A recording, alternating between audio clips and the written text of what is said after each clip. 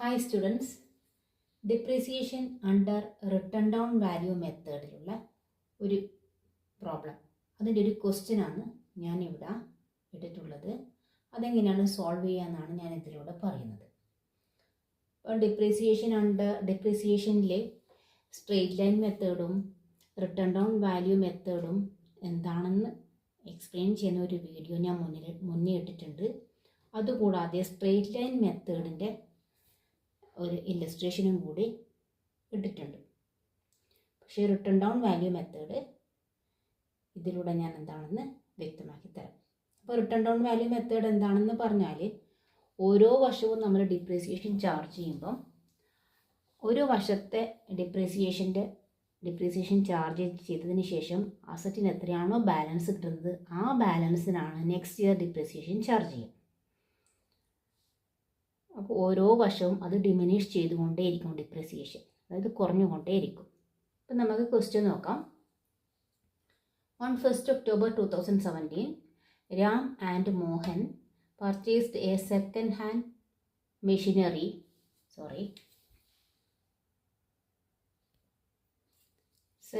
Machinery ഞാൻ ഇവിടെ എഴുതാൻ വിട്ടുപോയിട്ടുണ്ട്, അതിപ്പോൾ ഇവിടെ ചേർത്തിട്ടുണ്ട്.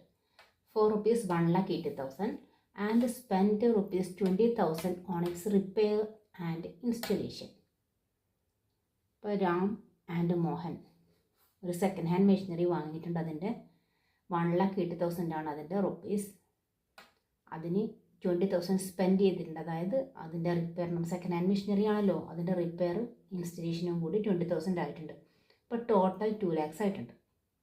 ഓൺ 30th September 2020, നമ്മൾ ഡേറ്റും മന്തും കൃത്യമായിട്ട് ഓർമ്മിച്ചിരിക്കണം. On 30th September 2020, the machinery was discarded and sold for 1,40,000. 2017 വാങ്ങിയതാണ്, 2020 ആകുമ്പോഴത്തേക്ക് അത് വിറ്റു 1,40,000. And an amount of rupees 4,000 was paid as dismantling charges. 4,000 രൂപ ഡിസ്മാൻഡ്ലിംഗ് ചാർജസ് ആയിട്ടും പേ ചെയ്തു. The books are closed on 31st March every year and depreciation is charged at 10% per annum on written down value. Book close ചെയ്യുന്നത് 31st മാർച്ചിലാണ്. Depreciation charge ചെയ്യുന്നത് 10% ആണ്. ഏത് മെത്തേഡിൽ? Written down value മെത്തേഡിലാണ് depreciation charge ചെയ്യുന്നത്. Prepare machinery account from the date of purchase of machinery till the date of sale of machinery. നമ്മൾ machinery അക്കൗണ്ടാണ് prepare ചെയ്യാൻ പറ്റുള്ളത്. എവിടുന്ന് മുതൽ? Date of purchase of machinery വാങ്ങിയത് മുതൽ മെഷീനറി വിറ്റത് വരെയുള്ള മെഷീനറി അക്കൗണ്ടാണ് നമ്മളോട് ചെയ്യാൻ പറ്റുള്ളത്. അപ്പം നമുക്കതെങ്ങനെ ചെയ്യാൻ നോക്കാം. ഫസ്റ്റ് നമ്മൾ ഡേറ്റ് എഴുതണം. ഈ ഡേറ്റ് കോളത്തിൽ 1st October 2017 എഴുതുക. എന്നിട്ട് മെഷീനറി പർച്ചേസ് ചെയ്തതിൻ്റെ ജേർണൽ എൻട്രി എന്താണെന്ന് ആലോചിക്കുക. എന്നിട്ട് ഇവിടെ പോസ്റ്റ് ചെയ്യാൻ വേണ്ടത് ഇത് ലെഡ്ജറാണ്. മെഷീനറി അക്കൗണ്ട് പ്രിപ്പയർ ചെയ്യേണ്ടത് എങ്ങനെയാണെന്ന് ഞാൻ പറഞ്ഞില്ല അല്ലേ. മെഷീനറി അക്കൗണ്ട് പ്രിപ്പയർ ചെയ്യണമെങ്കിൽ ഒരു പേജിനെ 2 ആക്കി ഡിവൈഡ് ചെയ്യാം. അതായത് ഡെബിറ്റ് സൈഡും ക്രെഡിറ്റ് സൈഡും ഇങ്ങനെ ഡിവൈഡ് ചെയ്യാം. അപ്പോൾ ഈ ഡെബിറ്റ് സൈഡ് ഇതാണ്, ഈ ഡബിൾ ലൈനിന് ശേഷം വരുന്നത് credit side. Date column, particulars column, amount column, വീണ്ടും date column, particulars column, amount column. അപ്പോൾ ഇത് ഡെബിറ്റ് സൈഡ്, അതായത് ഇവിടെ നിന്ന് ഇങ്ങോട്ട് ഡെബിറ്റ് സൈഡ്, ഇവിടെ നിന്ന് ഇങ്ങോട്ട് ക്രെഡിറ്റ് സൈഡ്. നമുക്കപ്പോൾ ഫസ്റ്റ് ഇത് നോക്കുക. മെഷീനറി വാങ്ങിയിട്ടുണ്ട്. Ram and Mohan second hand machinery 1,80,000 വാങ്ങിയിട്ടുണ്ട്. മെഷീനറി വാങ്ങിയാൽ എന്താ ജേർണൽ എൻട്രി വരിക? Machinery account debtor to, cash കൊടുത്തിട്ടായിരിക്കും വാങ്ങിയിട്ടുള്ളത്. Machinery account debtor to bank, അല്ലെങ്കിൽ ക്യാഷും പറയും. Machinery account debtor to bank or cash. നമുക്കപ്പോൾ സാധാരണയായിട്ട് വലിയ വലിയ എമൗണ്ടൊക്കെ ബാങ്ക് ട്രാൻസാക്ഷൻ ആയിരിക്കും. അതുകൊണ്ട് machinery account debtor to bank എന്ന് നമ്മൾ ഇവിടെ ആ ജേർണൽ എൻട്രി നമ്മൾ ഇവിടത്തേക്ക് പോസ്റ്റ് ചെയ്യണം. ജേർണൽ എൻട്രിയാണ് machinery account debtor to bank. അപ്പോൾ പോസ്റ്റ് ചെയ്യുമ്പം മെഷീനറി പോസ്റ്റ് ചെയ്യേണ്ട ആവശ്യമില്ല, ടു ബാങ്കാണ് പോസ്റ്റ് ചെയ്യേണ്ടത്. ടു ബാങ്ക് ഏത് സൈഡിൽ പോസ്റ്റ് ചെയ്യണം? ഈ സൈഡിലാണ് പോസ്റ്റ് ചെയ്യേണ്ടത്. ജേർണൽ എൻട്രിയിൽ ക്രെഡിറ്റ് ഉള്ളത് ലെഡ്ജറിൽ ഡെബിറ്റിലായിട്ടാണ് പോസ്റ്റ് ചെയ്യേണ്ടത്, ടു ബാങ്ക്. ഓക്കെ. ഇപ്പോൾ first journal entry machinery account debtor to bank ആണ്. അപ്പോൾ ലെഡ്ജർ മെഷീനറി അക്കൗണ്ട് ആയതുകൊണ്ട് ടു ബാങ്ക് ഈ സൈഡിൽ പോസ്റ്റ് ചെയ്തു. ഇത് മെഷീനറിയുടെ കോസ്റ്റ് ആയതുകൊണ്ട് ഇവിടെ കോസ്റ്റ് അല്ലെങ്കിൽ കോസ്റ്റ് ഓഫ് മെഷീൻ എഴുതാം 1,80,000. ഇനി അതിന് 20,000 റുപ്പീസ് സ്പെൻഡ് ചെയ്തിട്ടുണ്ട് റിപ്പയേഴ്സ് ആൻഡ് ഇൻസ്റ്റലേഷൻ ആയിട്ട്. അവിടെയും ജേണൽ എൻട്രി വരും. ഇൻസ്റ്റലേഷൻ ചാർജ് ആയിട്ടാണ് ഈ 20,000 വരുന്നത്. അവിടെയും ജേണൽ എൻട്രി വരിക machinery account debtor to bank എന്നാണ്. അപ്പോൾ machinery account debtor to bank എന്ന് പറയുമ്പം നമ്മൾ മെഷീനറിയുടെ ലെഡ്ജർ പ്രിപ്പയർ ചെയ്യുമ്പം ടു ബാങ്ക് എന്നുള്ളതാണ് പോസ്റ്റ് ചെയ്യേണ്ടത്.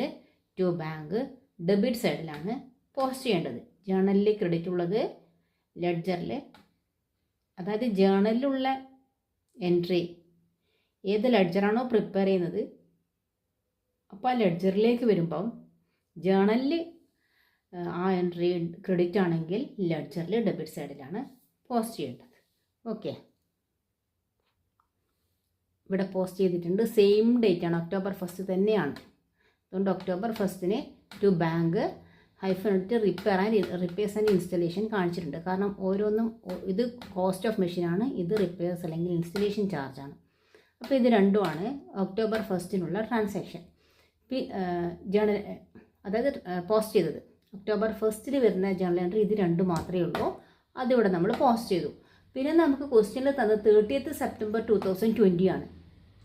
നമ്മളിവിടെ ഇനി നേരിട്ട് 2020 പോസ്റ്റ് ചെയ്യാൻ പാടില്ല. ഓരോ വർഷവും ക്ലോസ് ചെയ്തതിന് ശേഷം മാത്രമേ നമ്മൾ 2020യിലേക്ക് എത്താൻ പാടുള്ളൂ.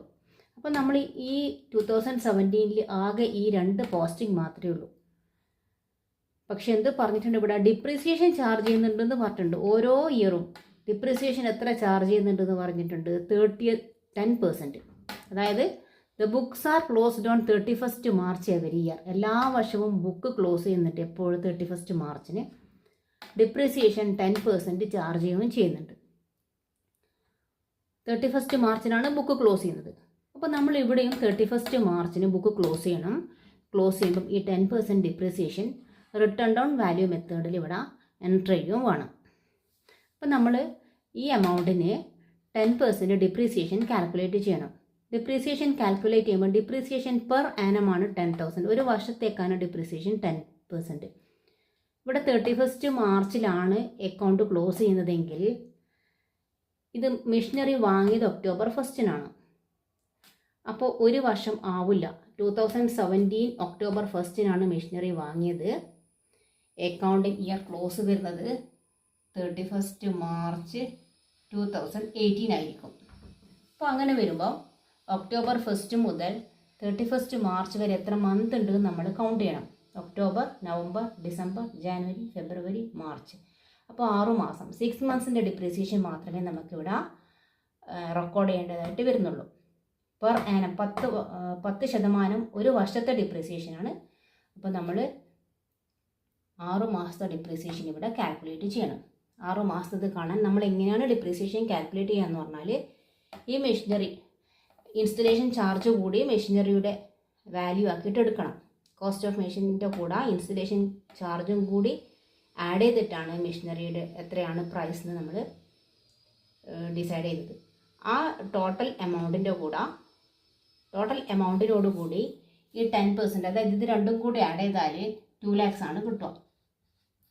2 lakhs ഇൻറ്റു 10% ആണല്ലോ പറഞ്ഞത്, 10/100 ഇട്ട് കൊടുക്കുക. പക്ഷേ ഇത് 6 മാസത്തേക്ക് നമുക്ക് ഡിപ്രീസിയേഷൻ കാണുന്നുണ്ടോ, അതുകൊണ്ട് നമ്മൾ 6/12 ഇട്ട് കൊടുക്കുക. ഇങ്ങനെയാണ് ഡിപ്രീസിയേഷൻ കാൽക്കുലേറ്റ് ചെയ്യുക. ഇത് ഒരു വർഷത്തേക്കാണ് ചെയ്യുന്നതെങ്കിൽ ഈ 6/12 ഇടേണ്ട ആവശ്യം വരുന്നില്ല. ഇത് മാത്രം എഴുതിയാൽ മതി, 2 lakhs ഇൻറ്റു 10/100. പക്ഷേ ഇവിടെ 6 മാസം മാത്രമേ വരുന്നുള്ളൂ. ഇയർ എൻഡിങ് ആകുമ്പോഴത്തേക്ക് ക്ലോസിങ്, അതായത് അക്കൗണ്ട് ക്ലോസ് ചെയ്യുന്ന സമയം ആകുമ്പോഴത്തേക്കും ഇവിടെ വെറും 6 മാസം മാത്രമേ ആകുന്നുള്ളൂ. അതുകൊണ്ട് 6/12 ഇട്ടിട്ട് ഡിപ്രീസിയേഷൻ കാൽക്കുലേറ്റ് ചെയ്യും. ഇനി ഇവിടെ വേറെ ഒന്നും പോസ്റ്റ് ചെയ്യാനില്ല, കാരണം ഡിപ്രീസിയേഷൻ എഴുതി. ഡിപ്രീസിയേഷൻ്റെ journal entry depreciation account debit to machinery ആണ് ജേണൽ എൻട്രി വരിക. അപ്പോൾ മെഷീനറി അക്കൗണ്ടിൽ ഡിപ്രീസിയേഷനാണ് പോസ്റ്റ് ചെയ്യേണ്ടത്. ജേണൽ എൻട്രിയിൽ ഡിപ്രീസിയേഷൻ ഡെബിറ്റ് ചെയ്യുന്നത് കൊണ്ട് ലെഡ്ജറിൽ ക്രെഡിറ്റ് സൈഡിൽ എഴുതി. അപ്പം depreciation account debit to machinery ആണ് ജേണൽ എൻട്രി. അപ്പോൾ പോസ്റ്റിംഗ് കഴിഞ്ഞു, നമ്മൾ ഇത് ക്ലോസ് ചെയ്യാണ് വേണ്ടത്. ഈ സൈഡ് ടോട്ടൽ 2 lakhs കിട്ടി. ഈ സൈഡ് വെറും 10,000 മാത്രമേ ഉള്ളൂ. നമ്മളപ്പോൾ ഈ 2 lakhs തന്നെ ഇവിടെ ഇട്ട് കൊടുക്കുക. ഡിഫറൻസ് ബാലൻസ് ക്യാരിയർ വന്നിട്ട് കാണിക്കുക. ഡിഫറൻസ് എത്രയാണ് വരിക? 1,90,000 ആണ് ഡിഫറൻസ് വരിക. അതായത് ഈ 2 lakhs നിന്ന് 10,000 മൈനസ് ചെയ്താൽ 1,90,000. അത് ബാലൻസ് ക്യാരിഡ് ഓൺ എന്ന് പറഞ്ഞിട്ട് ഇട്ട് കൊടുക്കുക. സെയിം ഡേറ്റിനാണ് വരിക balance carried on. Next year ഇനി ഇതിപ്പോൾ ഒരു വർഷം ക്ലോസ് ചെയ്തു. ഇനി നെക്സ്റ്റ് ഇയർ ഈ ബാലൻസ് ബ്രോട്ട് ഡൗൺ ചെയ്യണം. എവിടെയാണോ നമ്മൾ ബാലൻസ് ക്യാരി ഡൗൺ ചെയ്തിട്ടുള്ളത് അതിൻ്റെ ഓപ്പോസിറ്റ് സൈഡിലാണ് ബാലൻസ് ബ്രോട്ട് ഡൗൺ ചെയ്യേണ്ടത്. അപ്പോൾ നെക്സ്റ്റ് 1st April ഇതേ ഡേറ്റ് ഇടാൻ പാടില്ല, ഇതിൻ്റെ തൊട്ടടുത്ത date 1st April 2018 balance brought down എത്ര വരെ? 1,90,000.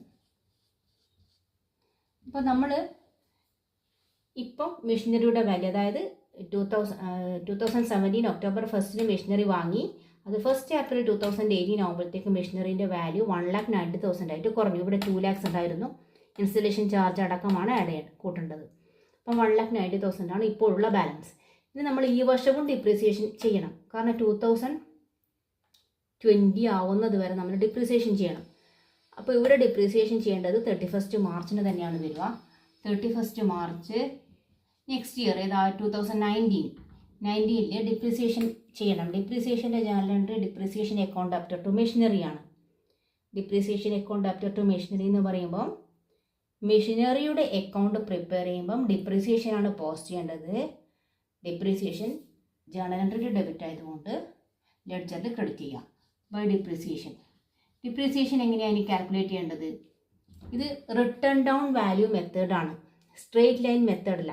സ്ട്രെയിറ്റ് ലൈൻ മെത്തേഡ് ആണെങ്കിൽ നമ്മൾ ഒറിജിനൽ കോസ്റ്റ് എത്രയാണോ അതിൻ്റെ മേലെയാണ് നമ്മൾ സെക്കൻഡ് ഇയറും ഡിപ്രീസിയേഷൻ കാൽക്കുലേറ്റ് ചെയ്യേണ്ടത്.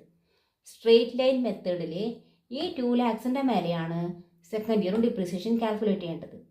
പക്ഷേ ഇത് റിട്ടേൺ ഡൗൺ വാല്യൂ മെത്തേഡ് ആയതുകൊണ്ട് ഇതിൻ്റെ മേലെയാണ് ഡിപ്രീസിയേഷൻ കാൽക്കുലേറ്റ് ചെയ്യേണ്ടത്, 1,90,000 മേലെ. ഓക്കെ, അപ്പോൾ 1,90,000 മേലെ എങ്ങനെ കാൽക്കുലേറ്റ് ചെയ്യും? 1,90,000 ഇൻറ്റു 10/100. ഇതൊരു വർഷത്തേക്കാണ് ചെയ്യുന്നത്. അതുകൊണ്ട് അതായത് 1st April മുതൽ 31st March വരെ ഒരു വർഷമാണ്. ഒരു വർഷത്തേക്ക് ചെയ്യുമ്പോൾ നമ്മൾ ഈ പെർസെൻറ്റേജ് മാത്രം കണ്ടാൽ മതി. 1,90,000 ഇൻറ്റു 10/100 ചെയ്താൽ 19,000 ഇവിടെ ഇട്ട് കൊടുക്കുക. ഇതേ ചെയ്ത പോലെ ബാലൻസ് ചെയ്യുക. ഇവിടെ 1,90,000 ഇത് ഇവിടെ ഇട്ടു, 19,000 ഡിപ്രീസിയേഷൻ ഇട്ടു. ഇവിടെ 1,90,000 ആണുള്ളത്, ഇവിടെ വെറും 19,000 ഉള്ളൂ. ഈ സൈഡാണ് കൂടുതലുള്ളത്. അപ്പോൾ നമ്മൾ ഈ കൂടുതലുള്ള അതേ എമൗണ്ട് തന്നെ ഈ സൈഡിലും ഇട്ട് കൊടുക്കുക, 1,90,000. ഈ 1,90,000 നിന്ന് 19,000 മൈനസ് ചെയ്താൽ കിട്ടുന്ന ഫിഗറാണ് ഇവിടെ ഇട്ട് കൊടുക്കേണ്ടത്, 1,71,000. അതിൻ്റെ നേർക്ക് ബാലൻസ് ക്യാരി ലോൺ ഇട്ട് കൊടുക്കുക. ഓക്കെ, ഇതാണ് 31st March ആകുമ്പോഴത്തേക്കും മെഷീനറിയുടെ വാല്യൂ. ഈ എമൗണ്ട് നെക്സ്റ്റ് ഇയറിൽ ആദ്യം ബ്രോട്ട് ഡൗൺ ചെയ്യാം. 1st April 2019 to balance brought down 1,71,000. ഇനി ഈ വർഷവും നമ്മൾ ഡിപ്രീസിയേഷൻ കാൽക്കുലേറ്റ് ചെയ്യണം. ഡിപ്രീസിയേഷൻ ഇതിൻ്റെ മേലെയാണ് ഡിപ്രീസിയേഷൻ കാൽക്കുലേറ്റ് ചെയ്യേണ്ടത്. ഈ 31st March ഡിപ്രീസിയേഷൻ എഴുതണം 20. ഡിപ്രീസിയേഷൻ എന്ന് പറഞ്ഞിട്ട് കാൽക്കുലേറ്റ് ചെയ്യേണ്ടത് ഈ 1,71,000 മേലെയാണ്. 1,71,000 ഇൻറ്റു 10/100 എത്ര വരും? 17,100. അപ്പം ഡിപ്രീസിയേഷൻ ഇവിടെ 17,100 ആണ് വന്നത്.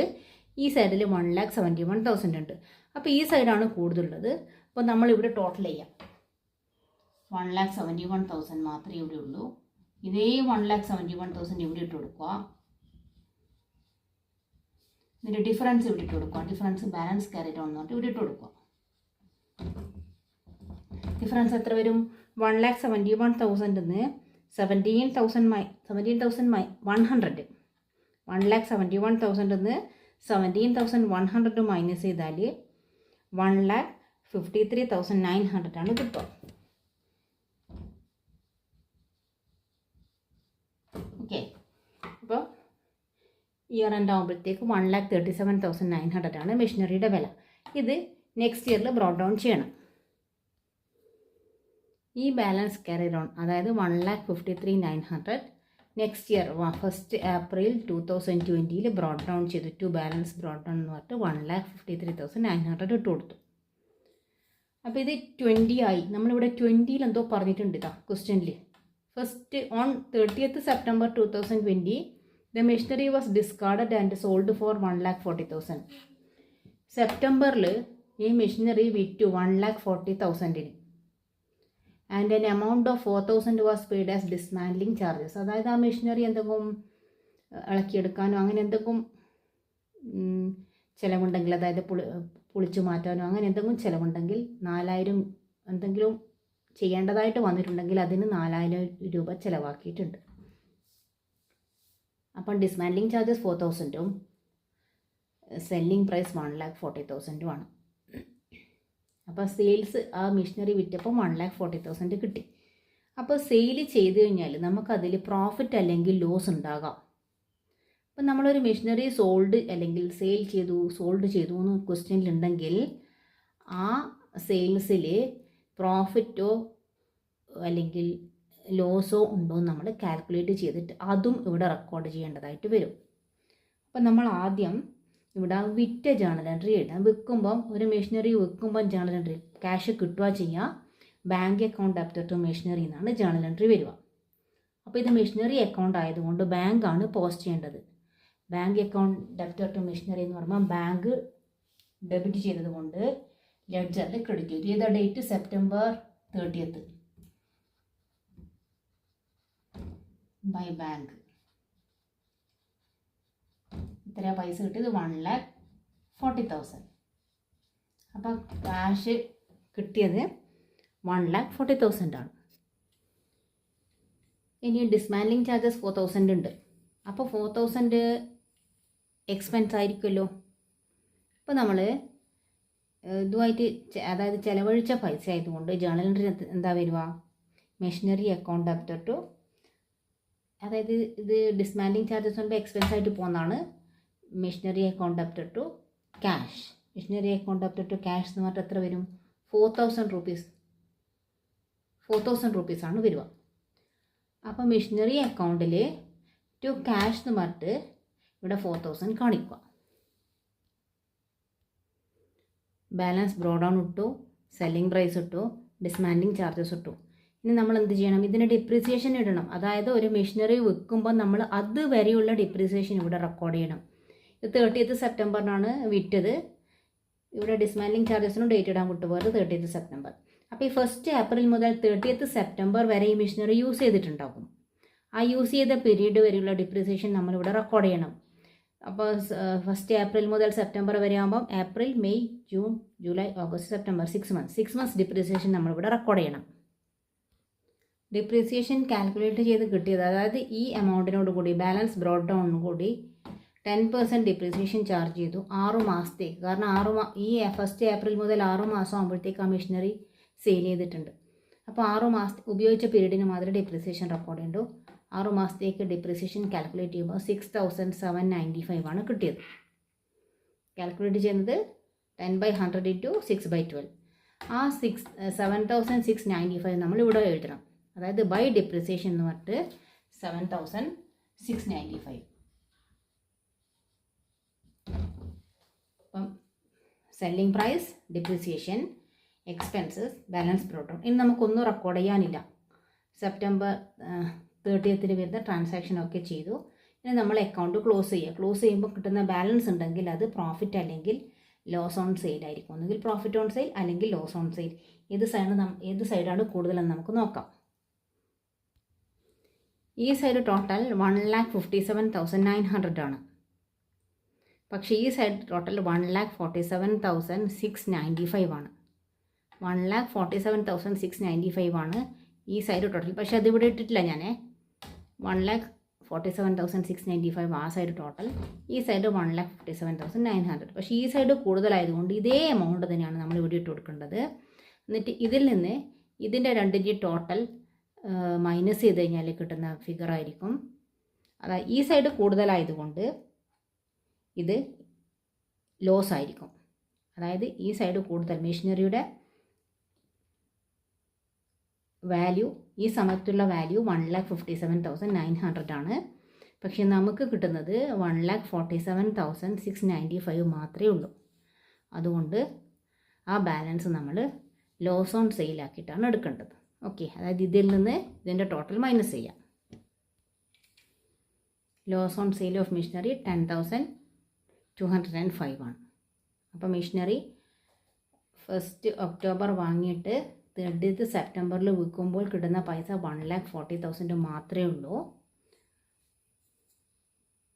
അപ്പോൾ അതിൻ്റെ വാല്യൂ 1,57,900 ഉണ്ട്. അതിൽ നിന്ന് ഡിപ്രീസിയേഷൻ മൈനസ് ചെയ്താലും നമുക്ക് ഈ 1,40,000 കിട്ടുന്നില്ല. അതുകൊണ്ട് ലോസ് ആയതുകൊണ്ട് ഈ സൈഡ് ടോട്ടൽ ചെയ്യുക, ഇത് രണ്ട് ടോട്ടൽ ചെയ്യുക, difference loss on sale of machinery ആക്കിയിട്ട് എടുക്കുക. ഓക്കെ, വീഡിയോ ഇഷ്ടപ്പെട്ടിട്ടുണ്ടെങ്കിൽ ലൈക്ക് ചെയ്യുക, ഷെയർ ചെയ്യുക, സബ്സ്ക്രൈബ് ചെയ്യുക. ഓക്കെ, അടുത്ത വീഡിയോയിൽ കാണാം.